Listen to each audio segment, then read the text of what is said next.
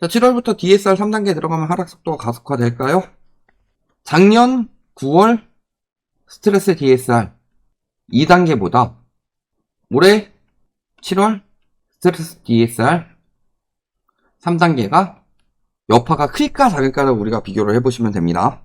근데 2단계가 서울 수도권에는 거의 2.5단계로 들어갔다. 그러면요, 1단계에서 2단계로 갔을 때 서울 수도권은 2.5단계로 갔으니까 1.5단계가 올라간 셈인데, 그러면은 여기서는 0.5단계밖에 안 올라가지 않냐, 효과가 크지 않는 거 아닌가, 이렇게 생각하실 수 있는데, 제가 생각하기로는 이때보다 이때가 효과가 훨씬 클 거라고 봅니다. 왜일까요? 제가 스트레스 DSR에 대해서 불만을 많이 이야기한 게 있는데, 기억하시는 분 손. 제가 들고 있죠. 제가 기억하고 있습니다. 왜냐면은 스트레스 DSR이 효과를 보기 위해서는 뭐부터 해야 된다고 그랬어요? DSR부터. 스트레스 DSR은 DSR이 적용되는 대출에 대해서 추가로 더 안정성을 주기 위해서 시행을 하는 거죠. 금리가 급변하더라도 대출을 많이 내주지 않는다. 왜냐면은 다시 금리가 올라갈 수도 있으니까 그런 부분까지 고려를 하자. 그래서 무리하게 돈을 빌리지 않도록 스트레스 DSR을 시행하는 건데, 스트레스 DSR을 시행하기 위해서는 뭐부터 해야 된다? DSR부터 똑바로 시행을 해야 된다. 근데 DSR을 똑바로 시행되지 못하게 한 결정적인 대출이 두 개가 있었죠. 자주 지적하는 거 두 가지가 뭐였죠? 1번 정책대출, 2번 전세대출.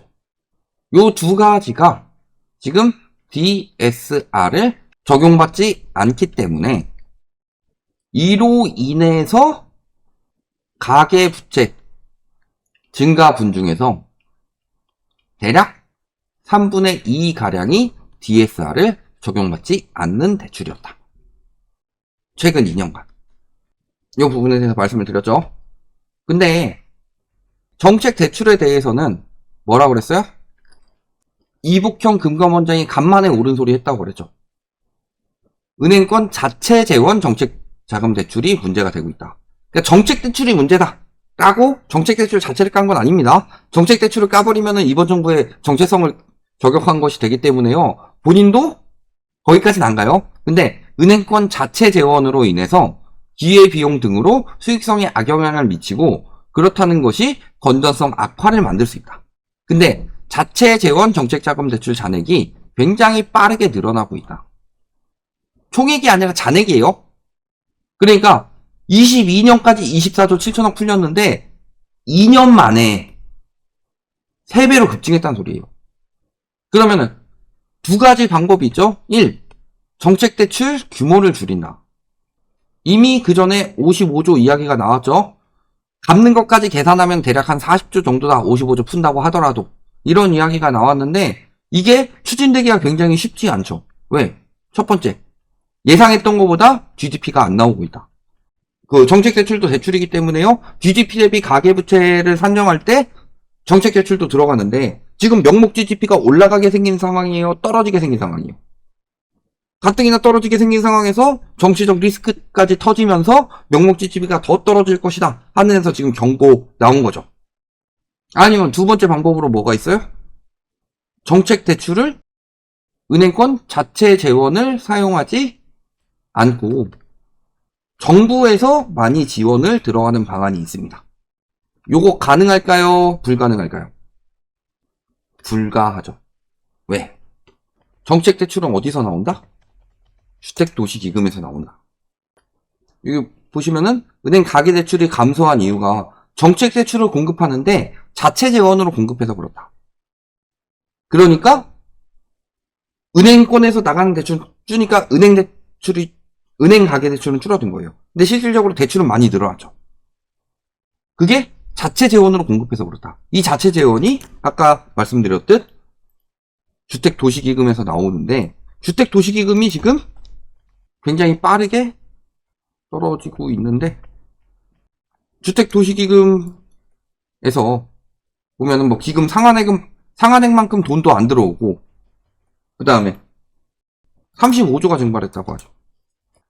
그래서 69조였던 것이 급증했을 때 저기 116조까지 늘어났다가 막 이런 식으로 줄어들어가지고 여유자금이 49조에서 35조 빼다 쓰면서 지금 13조 9천억 남았다. 그렇다는 것은 자, 그래서 주택도시기금 여유자금이 얼마 안 남았어요. 근데 재정적자가 심해지고 세수 구멍까지 나니까 기금으로 돌려막기 하는 데서 청약통장 자금까지 손댄다는 게 주택도시기금에서 또 2조는 3조 정도 끌어온다. 그렇다는 것은 은행권 자체 재원으로 공급이 될 수밖에 없다는 소리예요. 정책대출이. 그러니까 올해 정책대출 규모가 예정했던 대로 55조가 될 수 있느냐. 가뜩이나 은행권 대출 총량도 많이 나와야지 아까도 말씀드렸지만 30조도 나오기 쉽지 않은데 정책대출을 어떻게 그렇게 정책대출 내주면 다른 대출도 내줄 수가 없어요. 그러니까 정책대출 규모를 줄일 수밖에 없다. 그렇다면은 또 한 가지 변수가 있었죠. 1번은 정책대출이고 2번 이야기했던 게 전세대출이었죠. 그러면요 첫 번째로 야 무기한 연기하겠다고 했지만 7월 전세 DSR 적용 가능성에 대한 이야기가 나오고 있습니다. 그러니까 스트레스 DSR 3단계와 전세 DSR을 동시 적용하겠다. 이런 방안이 검토 중이다. 플러스로 이게 적용이 안 되더라도 그 은행 모든 대출에 대해서 DSR 산출한다고 하죠. 이게 한도와 무관하다 라고 이야기를 하지만 자, 은행에서 돈을 빌려줄 때요. 돈을 갚을 수 있는 사람한테 빌려줄까요? 아니면은 갚을 수 없는 사람들한테도 마구 빌려줄까요? 갚기 힘든 사람에게도. 지금 안 그래도 아까 보여드렸지만 연체율 그래프가 계속 올라가고 있죠. 연체율 그래프가 계속 올라가고 있고 거기에 지금 경매도 많이 늘어나고 있죠. 임의 경매는 그렇다 치더라도 강제 경매 같은 경우에 강제 경매 넘어가게 되면은 전세자금 대출을 내준 은행도 자금 회수가 힘들어집니다. 당연히 허그가 해주지 않는 이상. 그러면은 전세 대출 받기가 점점 더 힘들어지는데 DSR마저도 산정을 해봤는데 DSR도 힘든 사람들한테 마구 빌려주려고 하겠냐 은행이. 일반적으로. 그러니까 전세 스트레스 DSR이 적용이 된다면 거기서 산정 방법에 대해서도 물론 적용이 된다가 아니라 영향을 준다는 확실히 나오겠죠. 그러면은 2024년까지는 전세대출이든 정책대출이든 DSR에 전혀 포함시킬 생각이 없었습니다. 근데 정책대출 같은 경우는 규모를 줄일 수밖에 없고 그 다음에 전세대출 같은 경우는 DSR 산출 정도는 하기 때문에 전이랑 다르게 DSR 영향을 아예 안 받는다고 할 수는 없다. 그러니까 3단계는 전세대출에도 영향을 줄 것이다.